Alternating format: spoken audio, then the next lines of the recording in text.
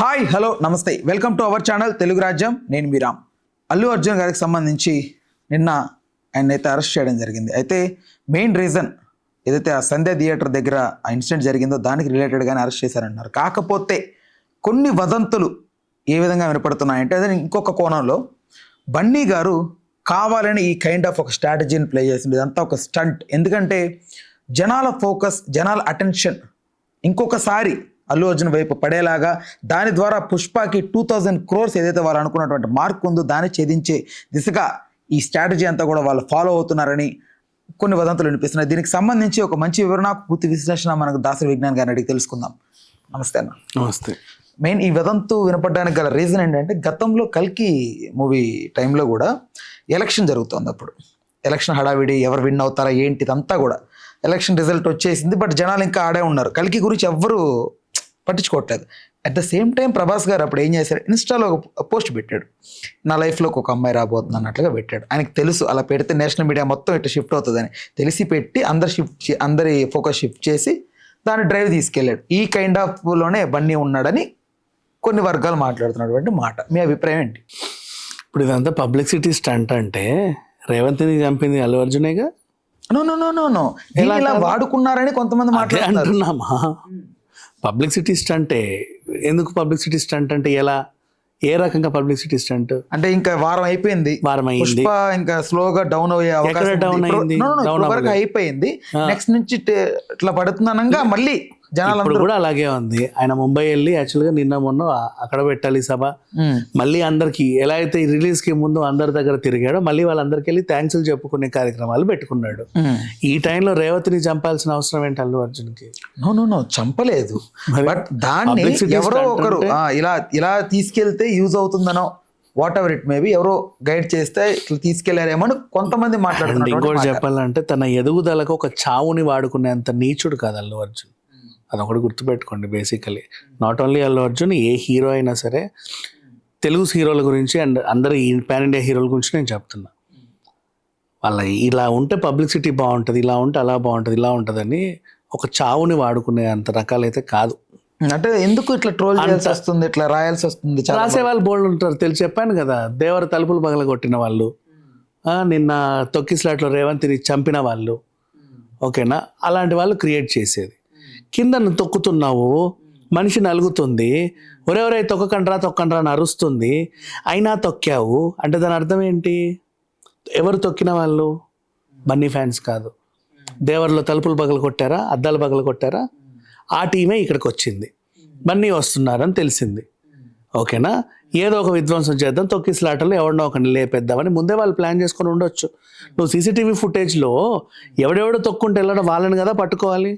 వాళ్ళని పట్టుకొని వరుసగా మోకాల మీద నిలబెట్టి ఒకసారి అడుగు గట్టిగా చెప్పేస్తారు ఏం జరిగిందని. ఇలాంటి చీప్ పబ్లిసిటీ బన్నీ చేయడనే అనుకుంటున్నాను నేనైతే. బట్ ఎవరైతే ఇలా రాస్తున్నారో వాట్ కైండ్ ఆఫ్ పీపుల్, దాన్ని ప్రభాస్కి జోడించి, అప్పట్లో కల్కి టైంలో కూడా ప్రభాస్ ఇలాంటిది ఒకటి చేశాడు.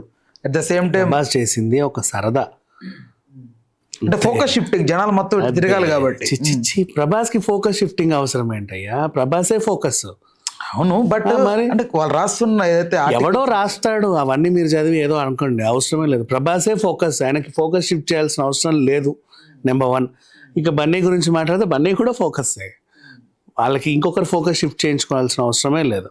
ఇక్కడ ఏంటంటే పలానోడి మీద బురద చల్లడానికి అతను అంటే పడని వాళ్ళు చేసే ప్రయత్నాలు ఇవన్నీ.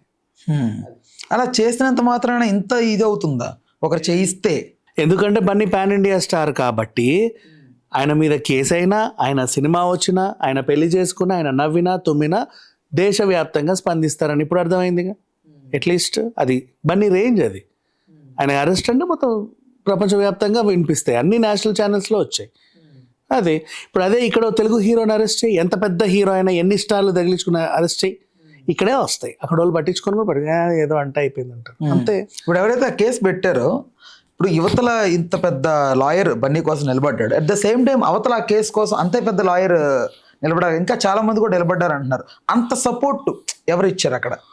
బన్నీ అంటే ఎవరైనా ఇప్పుడు నాకు లాయర్ అంటే నేను బన్నీ ఓకే, నేను అడ్వకేట్ అయితే నేను నేను అంటుంది బన్నీకి ఓకే. బన్నీ కంటే ఎవరో వచ్చారు, one of the producer, one of the lawyer, ఆయన వచ్చారు. నేను అంటుంది అవతల వాదించే వ్యక్తులు అంత ఇదిగా ఎందుకు బండి అవతల వాదించడానికి అవతల పోలీసులు, వాదించడానికి వ్యక్తులు ఎవరు లేరు.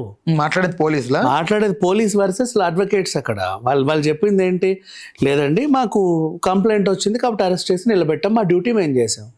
That's all. వాళ్ళు చెప్పేది అది. అవతల ఇంకెవరు లేడు లాయర్లు వాదించేంత. పీపీ ఉంటాడు, పబ్లిక్ ప్రాసిక్యూటర్. ఇది ఇట్లా అండి అట్లా అండి అని ఏదేదో వాగుతూ ఉంటారు. ఆ వాగుళ్ళంతా వాగుళ్ళండి, మీరు అలా అనుకోవాల్సిన అవసరం లేదు. దానికి 100 ఎగ్జాంపుల్స్ చెప్పి వాళ్ళ నోర్లు మోయిస్తారు అడ్వకేట్స్. ఎవరు అడ్వకేట్స్?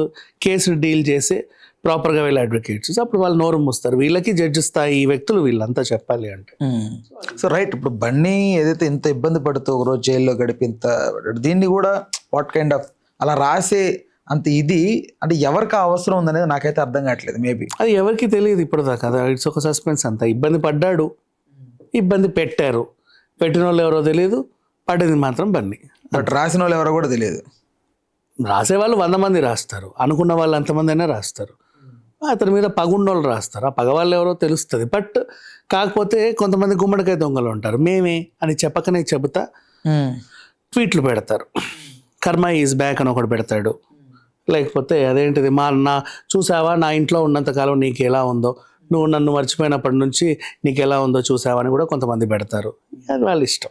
రైట్, ఓకే అన్న, thanks for the time, thanks for information. Please do subscribe to Telugu Rajyam channel. Please do subscribe to Telugu Rajyam channel. Please do subscribe to Telugu Rajyam channel. Hi అండి, నేను మీ ఆర్పీని, నెల్లూరు పెద్దారెడ్డి చేపల పులుసు ఓనర్ని.